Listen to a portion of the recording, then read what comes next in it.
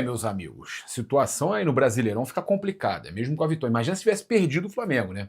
Mesmo com a vitória do Flamengo, o Palmeiras, no último minuto, aos 90 minutos, fez um gol com falta na jogada. Jogador do Rogério Ceni, Bahia desesperado.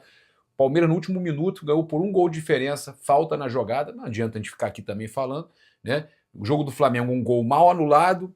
E aí eles reclamando do pênalti, mas o Flamengo meteu 3-1, era para ser 5, 2 bolas na trave. Resultado: Palmeiras abre 5 pontos do São Paulo, mesmo número de jogos, 5 pontos do Fluminense, mesmo número de jogos, e 8 pontos do Flamengo, o Flamengo com um jogo a menos.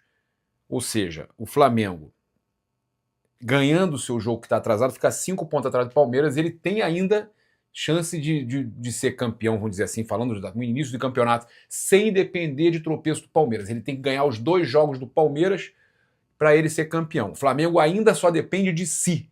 Ok? O Flamengo só depende de si. Mas o Palmeiras abre 5 pontos com relação ao vice-líder e ao terceiro colocado e ao Flamengo, se o Flamengo vencer o seu jogo que está atrasado contra o Mirassol. Vamos acompanhar aqui agora o Jorginho revelando o que ele conversou com o Gabriel Brazão ali no momento do jogo do Flamengo, a questão do pênalti e tal. Teve uma resenha boa ali. É conversa de jogo, assim, mas você pode contar pra gente o que rolou? Olha lá. Não, ali, ele falou que a gente trabalha com, né, eu trabalhei com nutricionista, que ele trabalhou também, a gente tem esse amigo. Aí ele falou, pô, o Gustavo já passou pra mim como eu vou pegar. Aí eu falei, vamos ver. Aí tanto é que depois, quando eu saio, depois do gol, eu viro pra ele e falo, pô, por pouco, hein? Foi só uma brincadeira ali, mas coisa que acontece. Achei que você tinha falado, pega lá agora então. Mentira, tô zoando. Vitória, hein? Então o Jorginho, né, comentando aí sobre o momento ali com o Gabriel Brazão, deixando claro ali que brincou com o Brazão e tudo mais. Eu quero só uma última opinião sua com relação ao que o Haroldo Couto, Caravana do Haroldo, que a galera pode garantir aí presença até na Libertadores, jogos no Brasileirão com ingresso incluído, na Caravana do Haroldo, desde 81, levando torcedores do Flamengo para os jogos do Mengão, para o final do Mundial. Queria te perguntar o seguinte, o Haroldo mandou aqui: Daronco terceirizou a principal decisão da arbitragem. Ele tinha que ter ido ver o lance, ainda que até mantivesse a decisão de anular, mas cabia a ele. E aí, o que você acha? Concordo, porque, na verdade, eu acho que o VAR disse que tocou no Léo Ortiz, mas a dúvida não é nem se tocou no Léo... A minha dúvida, tá? Não é nem se tocou no Léo Ortiz ou não. A minha maior dúvida teve toque no Jorginho? O toque no Jorginho, se teve, faria diferença no impedimento? Isso aí que eu não tenho certeza. Mas ele deveria ver, né? Porque a decisão final é dele, não é do VAR, então ele deveria ver. Agora, alguns destaques aqui. Alguma dúvida que se fosse Palmeiras aquele gol não era no meio? Pô, nenhuma. Mas umas coisas importantes da gente destacar. Gol do Pedro, não só por empatar com o Gabigol em número de gols totais pelo Flamengo, muito importante pelo jogo, muito mais importante até pelo jogo mesmo. O jogo estava difícil, o Flamengo já tinha tido um gol anulado, né? Um gol assim de centroavante, cara que ainda os jogadores podiam estar com a cabeça meio afetada pelo gol anulado. E ele que não está ainda num grande momento, ainda está meio assim, né? Mas deu um Indaiá hoje, né? Ele deu um Indaiá hoje lá, né? Indaiá. Deu um chapeuzinho lá, não viu, não? Do primeiro tempo, eu lembro. Mas ele está num momento ainda muito oscilante, né? Não tá longe do Pedro daquele melhor momento do ano passado, por exemplo, só para ficar num momento não tão distante. E um gol desses, pô, é fundamental, como centroavante, tipo de cabeça, disputando bola, depois de um cruzamento excelente. E a torcida, né? O ingresso foi um pouco mais barato e a torcida cantou, lotou e apoiou muito, mesmo com a derrota até o momento, o Flamengo perdendo, a torcida estava apoiando bastante. Você vê que foi outro público, né? Um público muito menos modinha, muito mais raiz do que... muito mais ativo, participativo. E aqui, ó, notícia do Pedro Ramiro. Fernando Diniz é um dos nomes na mira do Corinthians para substituir Dorival Júnior. Eu já sabia, por isso que eu falei, vai estar preparado? Sabia. Eu achei que fosse só especulação, mas pelo visto... Eu falei antes aí porque eu já sabia. Futebol brasileiro, né? Puro suco de futebol brasileiro. O que eu ia falar mais? Temos tempo aí ou não? Temos. Então, se temos tempo, nós vamos acompanhar a coletiva aqui agora do Leonardo Jardim, vamos comentar lá. Eu estava muito ansioso para ver o Bruno Henrique jogar no seu time, por todo o teu histórico como técnico e tendo jogadores de velocidade pelo corredor central e tudo mais. Eu queria ouvir um pouco das tuas intenções para ele e compreender se, uma vez ele voando, talvez o papel do Pedro e do Arrascaeta fique em duplicidade em alguns jogos e o Bruno Henrique comece jogando por dentro, como foi em outros times teus?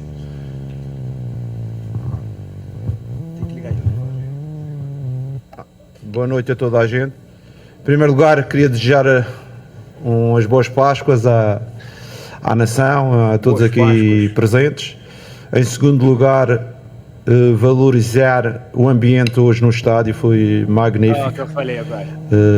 Com as famílias, com as pessoas, a apoiar a equipa durante todo o tempo. Relembrar que mesmo em Red Bull a equipa não teve uma prestação satisfatória e o apoio da nossa claque foi durante todo o jogo. Por isso é importante, claque. Eles são um 12º jogador importante para nós. Em relação à situação do Bruno Henrique, o Bruno Henrique toda a gente conhece, é um dos jogadores mais importantes desta última década do Flamengo.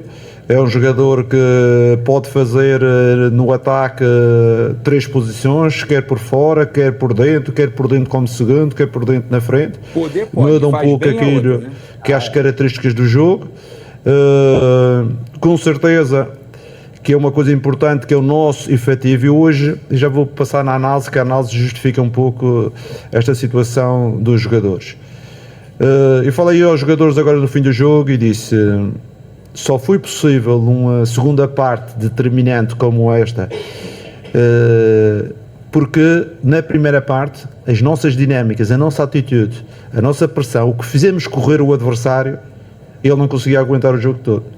Eu falei com o treinador contrário e ele disse: pô, na segunda parte já não tínhamos pernas para andar atrás de vocês.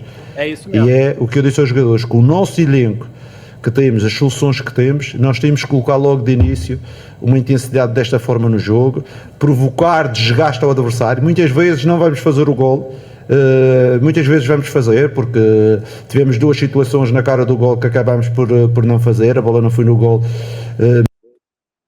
Percebes uma coisa? Uma coisa? Que coisa? Somente uma coisa. Percebes uma coisa? Uma coisa? Eu posso brincar porque eu sou português, né? Você sabe, né? Eu sou cidadão português. Então, só não tenho sotaque, mas eu gosto do sotaque. Vamos lá. Você e o Marcos Braz.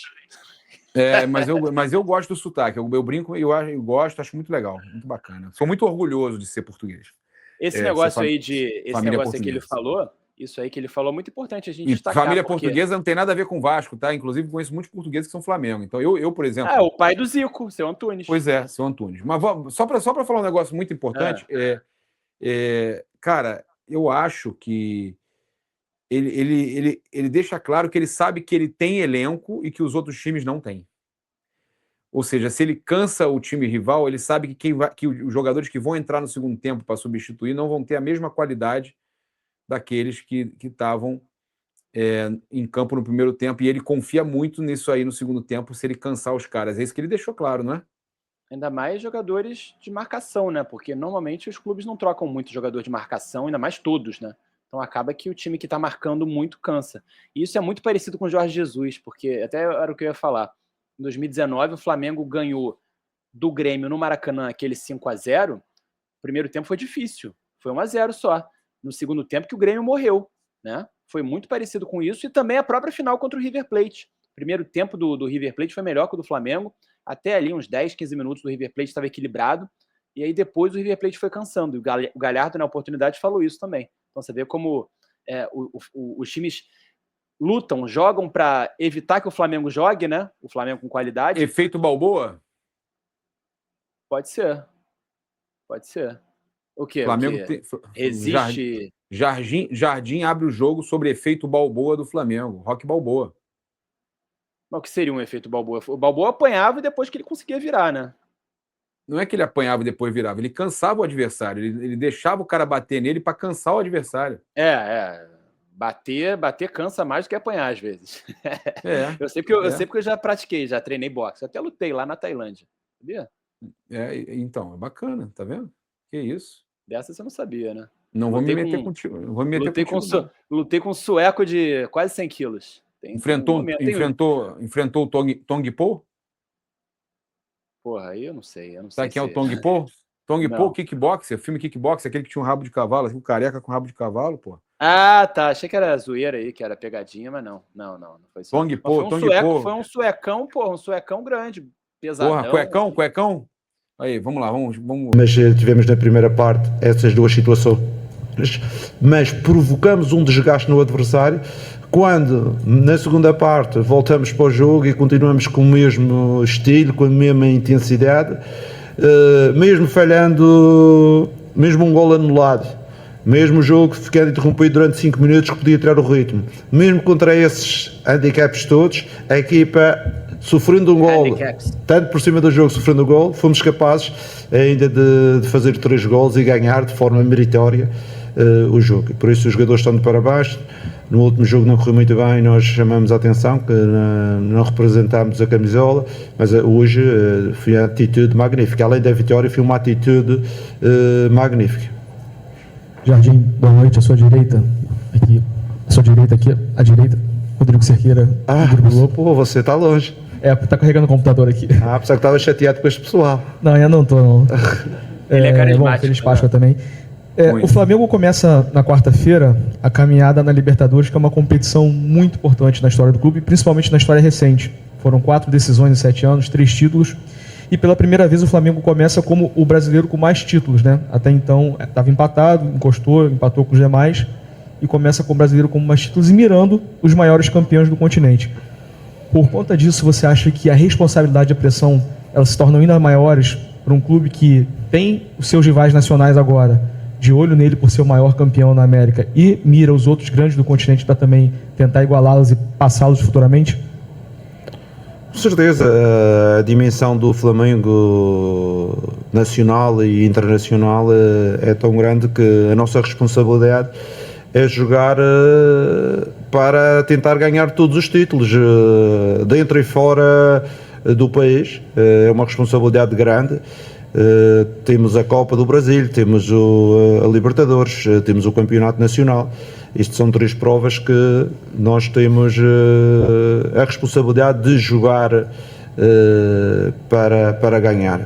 O Flamengo nos últimos 5 anos não tem ganho sempre, não é? Desde 2019 até hoje, 6 ou 7 anos, mas tem a responsabilidade de, porque monta um elenco para isso, e que nós, quer como treinadores, staff e jogadores, temos que abordar todas estas competições no máximo da seriedade.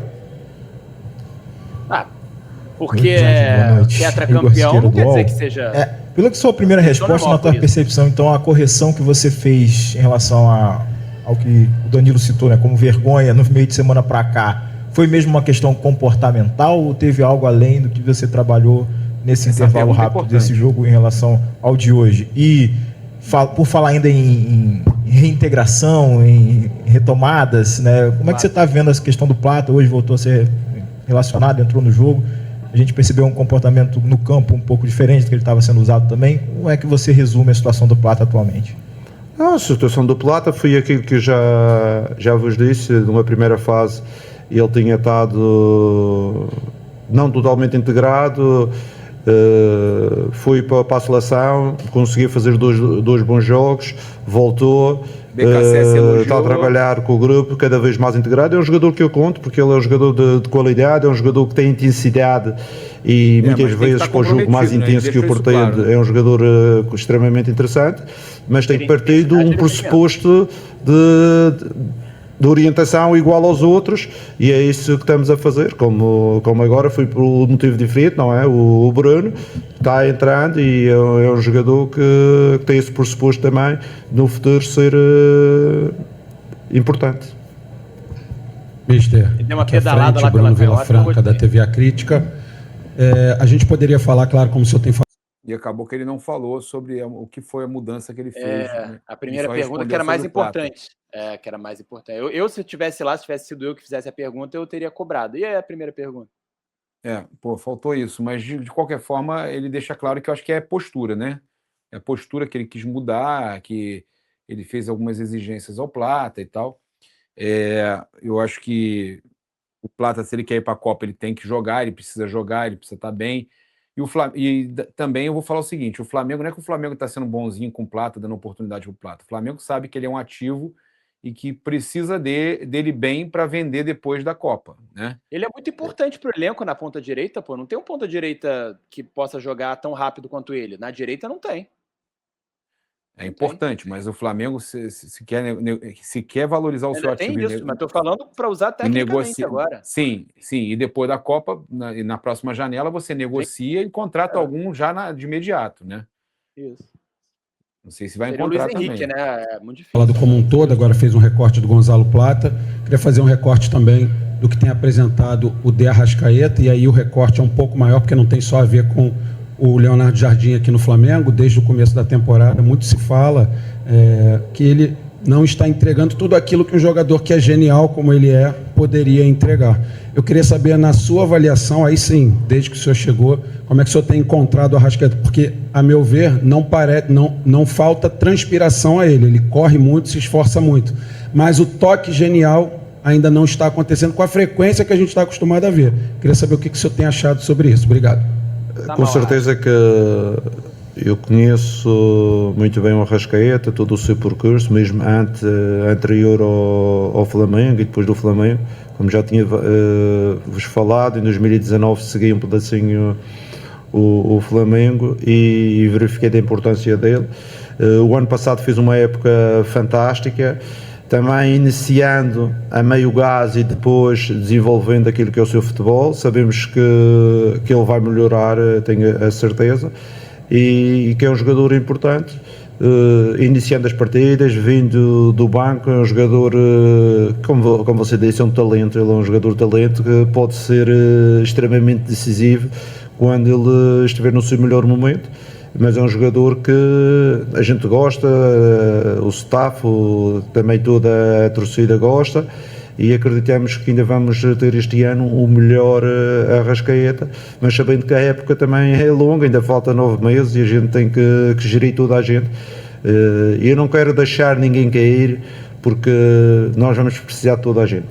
Ainda hoje, um dos jogadores que teve no seu melhor, que foi o seu melhor jogo, foi o Ayrton. Eu dei-lhe parabéns, sou um dos primeiros a puxar por ele, mas ele hoje fez um jogo mais positivo, mais dentro daquilo que ele pode entregar, e por isso nós queremos aglutinar o grupo, porque as soluções têm que estar disponíveis. No futebol, de um dia para o outro há uma lesão, há um castigo, há um jogador que tem que parar, e a gente tem que ter outros para jogar. Por isso o grupo, por a responsabilidade de jogar todas as competições, vai haver sempre umas pequenas alterações, como eu já disse, na sua apologista, a equipa B joga hoje, a equipa A joga amanhã. Não, vai haver sempre gestão dos jogadores, e com certeza que para o próximo jogo vai mudar mais alguns jogadores, que para a equipa ter frescura, mas para toda a gente perceber que é útil e pode ser importante durante a temporada. Jardim, Raíza Simplício aqui. Antes de você chegar, quando você estava para chegar, muito se discutia sobre... A gente estava falando da questão do... Você fez pergunta ou não? Eu não fui no jogo. Ah, tá. A Raíza, vou ouvir a Raíza, mas só para falar sobre... Você quer comentar um pouco dessa última fala dele, não? Sobre o Ayrton, eu acho o Ayrton, como eu falei, um lateral fraco. Defensivamente, na construção do jogo, eu acho ele fraco. Acho que ele é melhor como ponta. Não sei como até hoje ninguém colocou ele como ponta, nem o Leonardo Jardim. Eu, se fosse um treinador, né, qualquer um, Felipe ou até o Jardim, eu teria colocado já há muito tempo o Ayrton de ponta e, no caso aí, o Lino, né, que é o ponta, de lateral. Teria feito essa inversão, acho que daria certo. Falei o Lino? Lino, né?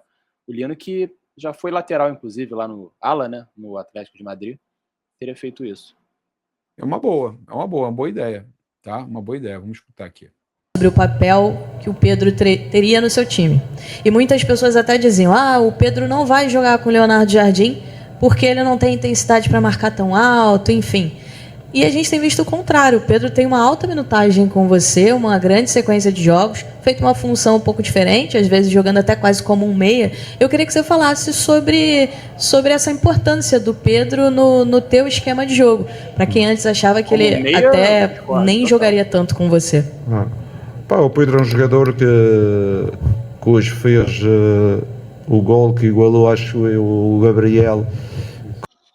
Você falou o quê? Gabriel. Não, que jogando como um meia não tá mesmo. É um 9 que circula um pouco mais, mas meia não tem nada. Não tem nada. Como os melhores artilheiros, fico satisfeito que os dois maiores artilheiros foram treinados por mim, um ano passado e um este ano.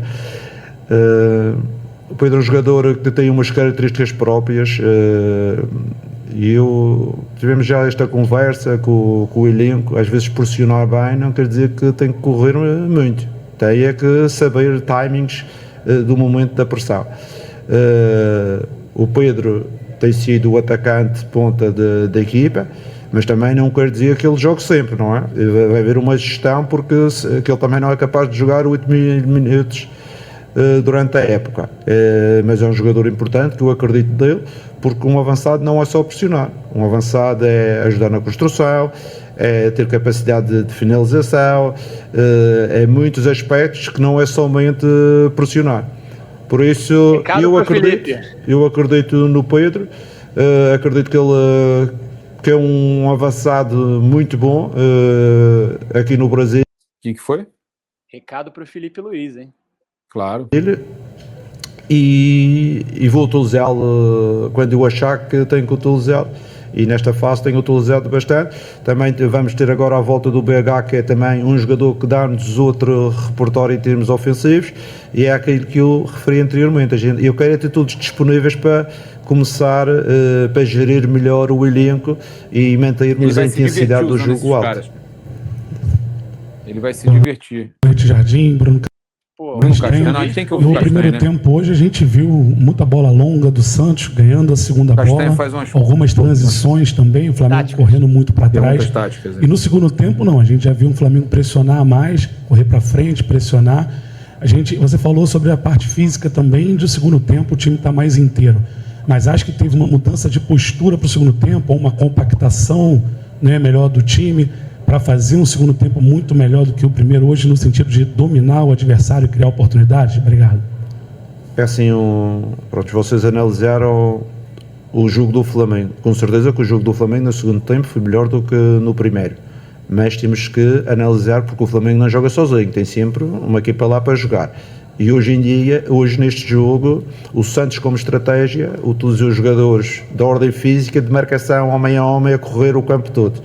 Quer os dois avançados a pressionar lá na frente, em todas as bolas, quer os pontas a correr atrás de laterais, zagueiros a correr atrás de avançados. Passaram este tempo. No segundo tempo, a energia faltou, porque não é possível fazer isto durante 90 minutos, é impossível. Não há equipa no mundo, não é só no Brasil, não, no mundo do futebol nunca vi nenhuma equipa que consiga fazer. Chega ali aos 50, 60 minutos, já há uma marcação que falha, já é o tempo atrasado, e aí o que é que acontece? A equipa que tem a bola começa a aparecer a melhor situação, a melhor decisão, esse tipo de situações que criam espaços, e foi por isso que o futebol do Flamengo melhorou. Mas em termos de jogo, o jogo foi mais ou menos sempre na mesma bitola, não é? O jogo foi na mesma bitola. Eu achei que o adversário, devido à intensidade que nós aplicamos, teve uma quebra grande na segunda parte, e eu próprio falei com o Cuca, e o Cuca disse-me não conseguia aguentar a segunda parte. Gastámos as fichas todas na primeira, a segunda foi difícil. Mesmo a ganhar 1-0, que acabamos de fazer um gol um pouco contra a corrente. Era uma vantagem que podia dar um aspecto anímico maior ao Santos, mas mesmo assim era impossível já eles conseguirem aguentar as nossas dinâmicas. O que seria uma bitola? Bitola? Ele falou aí. Na mesma bitola. Mesma bitola. Mesma pegada, né? Bitola. Ô, David, então, galera que quiser se inscrever lá também, dá uma moral, Antenados na Jogada, É muito Antenados na importante jogada aí. aqui, ó. Antenados na jogada, vai estar na collab aí com a gente, né? Vou separar em 2 vídeos, né? Vocês acompanharam 2 vídeos aí, mais cortes aí nos nossos canais, e vou estar colocando o David na collab. Se ele tiver acordado, ele aceita a collab. Depois Vou que ele acordar, vou acordar. Em algum momento eu acordo. em algum momento ele acorda e aceita a collab. Se você não estiver vendo a collab, é porque o David não acordou. Tá certo, é isso? Fala, Papa, David. é importante a gente destacar aqui, né? Como era absurdo o Felipe Luiz botar o Plata de falso 9 e deixar o Pedro no banco. Cara, por mais que o Pedro não estivesse tão bem, mas não dá pra... Essa é difícil de engolir, né? Não dá. Filipinho. Ele deu uma... Me dê motivo. Não, e o Léo Jardim Leonardo Jardim deu uma... Alfinetada nele. Deu uma alfinetada no Felipe Luiz ali. É Pra isso, um grande abraço. Pra ser atacante, né? Pra ser atacante tem que fazer mais do que marcar, né, Filipinho? Fazer o quê? É isso. Deu uma resposta. Galera, tamo junto, um grande abraço, valeu, se inscreve aí nos canais, saudações rubro-negras, isso aqui é Flamengo. Valeu, David, abraço, tamo junto. Obrigado.